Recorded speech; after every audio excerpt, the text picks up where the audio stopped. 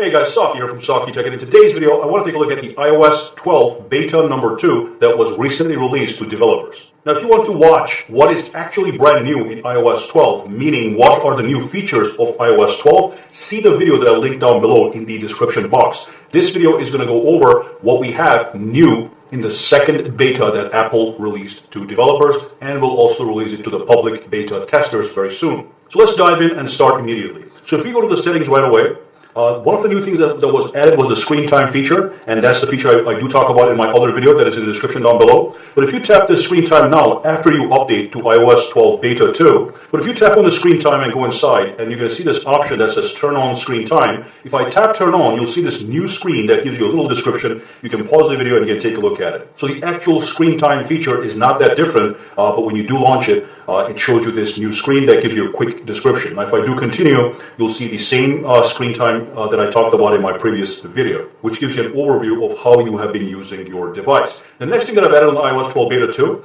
is if you go to the battery over here, you'll see that over here we have a battery health beta thing. And this is a great feature actually. If you tap on it, it goes in and it shows you the maximum capacity of your battery. And if you read the description, it says this is a measure of battery capacity relative to when it was new. So as you can see, mine is actually 99%, so I did lose 1% battery capacity. And at the bottom, it says that my battery is currently supporting normal peak performance, so it's a very healthy battery right now. So if you are having any kind of battery troubles with your iPhones, you'll be able to come in here and take a look at it, and from here it'll give you a percentage, and based on that percentage you can take an action such as sending your phone in to Apple or somebody else for repair. And other things we have here is we have the battery usage meter here. So as you can see, it tells the battery level, the battery activities, when it was most active, and I can tap on this level here and there to get very specific information if you look down over here. Okay, so not too much different,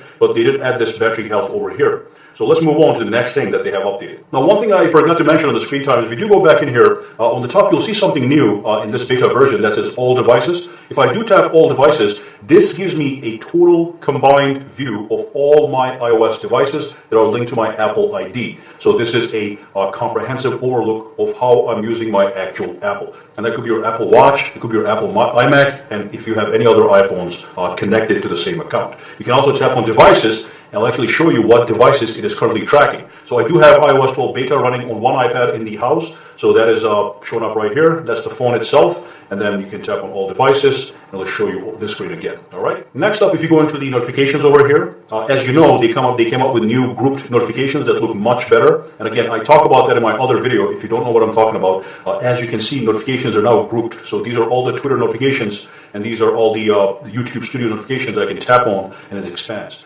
But you already know that probably. So what they did this time is if you do go into the notifications, you'll see a new option. It's called Siri Suggestions. So if you tap on Siri Suggestions, you can turn on or off notifications regarding Siri Suggestions for particular apps. So that's fantastic as well. Another way to tweak and customize the notification. Now, a lot of people are probably familiar with the autofill password option built into Safari. So what they did was they made it look a little bit different. So I'm trying to log in here to my developer website. And if I tap on the screen, as you can see, this little pop-up box pops up, and it looks a little bit nice. At the bottom, I have the keyboard option and a key option. The key option allows you to access your keychain. So if you want to use any other account other than the one that is suggested over here, you can tap this. It's going to bring up your portfolio of your passwords and your keychain, and you can pick any address that you want, and it will autofill your information. As you can see, when you tap it, it's also saying scanning with Face ID. So in the past, it was not saying scanning, but now it's saying scanning with Face ID,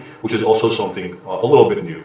And of course, going back into the settings, if you go into the Do Not Disturb mode, what you'll see is everything is the same here, but there's some added descriptions on what everything here actually does. So you'll see extra, more descriptive descriptions so people can see and know exactly what it is, for those of us that are not technically inclined. So if I tap this here, for example, you'll see a full paragraph here. So anybody that reads this will understand exactly what this is designed to do. All right, let's move on. And of course, in the last video, we also talked about the fact that they added voice memos to the actual iPhone here. They actually did an upgrade. We already have it. So this is a new redesigned voice memo. What they did was they also added some, by the way, you can watch the full details of this in the other video, just in case you're interested in, if you did not see it already. But if you do go into the settings here, And if you scroll down to the actual voice memo settings, you'll see some extra options at the bottom here.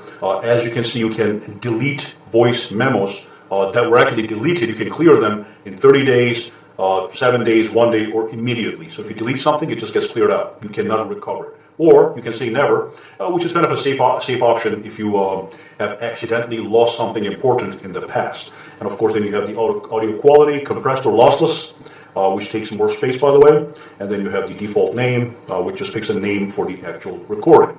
Now, if you go to the Photos app over here, you'll see a new thing over here. Under media types here, they have simply just added more things for you to look at. So videos, selfies, light photos, portrait, long exposure, panoramas. So it splits them up real nice so you can easily access a certain photo by the media type. All right, so that's also pretty fantastic.